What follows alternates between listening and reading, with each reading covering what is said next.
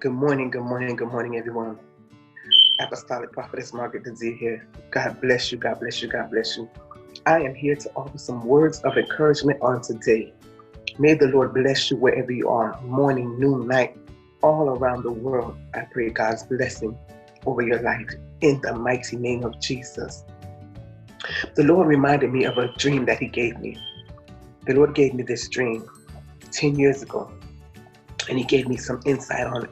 And He even gave me a confirmation through a fellow churchmate that I was going to church with at the time. And this dream goes like this. I was kidnapped in a dream. I was kidnapped. And it was something to the effect, okay, kind of like dealing with the human trafficking. So I was kidnapped, okay, and they brought me into this like barn, kind of a madam house, like a harlot home, a prostitution home. And there was a madam there who was in charge over all the women. She was the head lady over all the women that were brought there.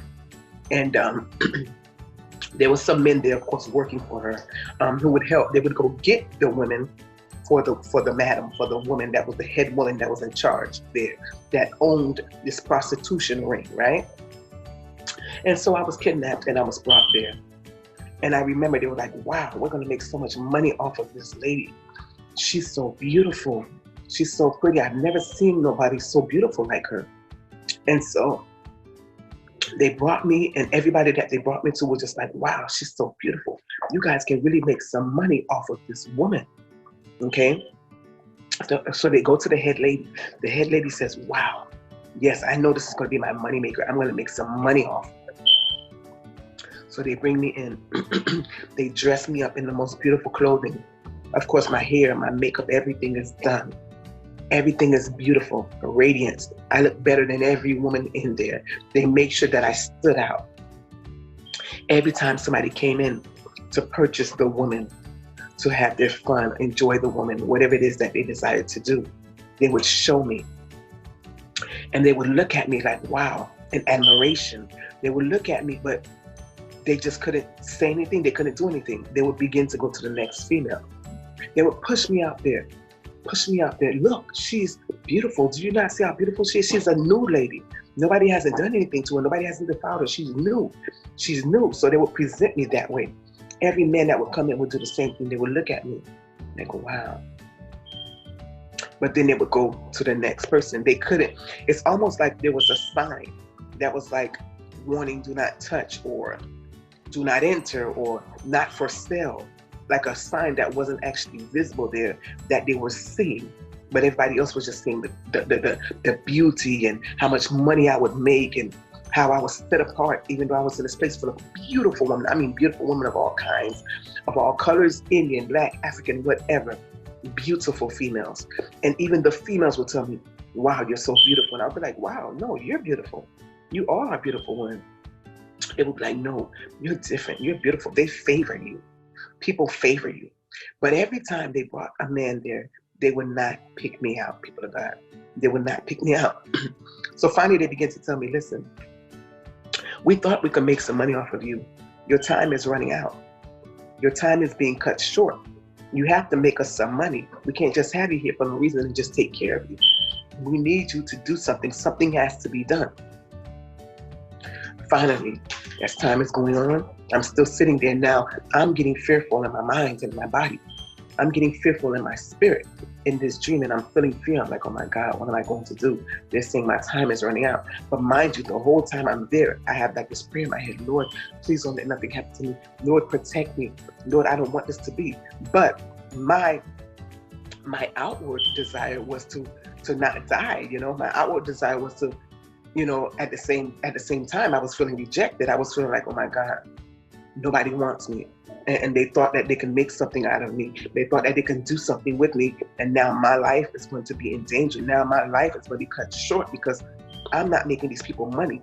So I'm feeling sad now. I'm like, oh my God, they kidnapped me, took me out of my place of comfort, and they brought me here to make money, and I can't even make them money, right? So then I began to wake up from this dream. People of God, the interpretation of that dream was that God had set me apart. He had made sure that even though in this place, this world of filth, the world that we are in, this prostitution ring that I was in, that the Lord had set me apart for something different. I stood out in the crowd. I stood out in the midst of all the beauty. I stood out in the midst, even when they thought that they could sell me, even though they thought that they could defile me, even though that they thought they could make money, they thought whatever they thought, but they couldn't do it, people of God. The enemy had them kidnap me for his own purpose, tried to hijack, people of God, my destiny. But it could not be hijacked. Throughout whatever he did, God had me protected in that prostitution ring. This prostitution ring is a powerful message. It represents the world, the spirit of harlotry, the spirit of seduction, how the enemy takes you and tries to hijack your destiny, how he comes to steal, kill, and destroy, how the enemy hates you and he hates me, but how God sets us apart in this world full of filth, this world of evil, in this big old prostitution ring, and this big old harlotry home.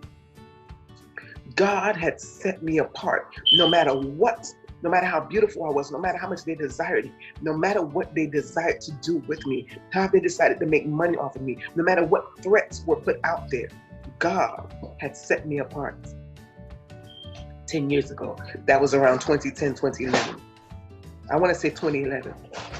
God had set me apart and he had chosen me and he had picked me out and he showed me that the world may choose you. They may desire to do what they want to do with you, but they cannot, because I chose you and I called you and I set you apart. So people of God, this world is like a big old harlotry ring. It's like a big old prostitution ring. It is full of evil desires, full of seduction. And everybody wants to have their way. They even want to have their way with you and I. But people of God, God set us apart for a reason. We are different. We are made for God's will, God's glory, and God's purpose. So when those men were coming into my dream, and they were looking at me, although they desired me, they saw this beautiful gem, this diamond that was shining. There was nothing they can do outside of the will of God, regardless of how the enemy wants to have his way. People, God bless you. I pray that this inspired you. Have a blessed, wonderful day in the Lord. Amen.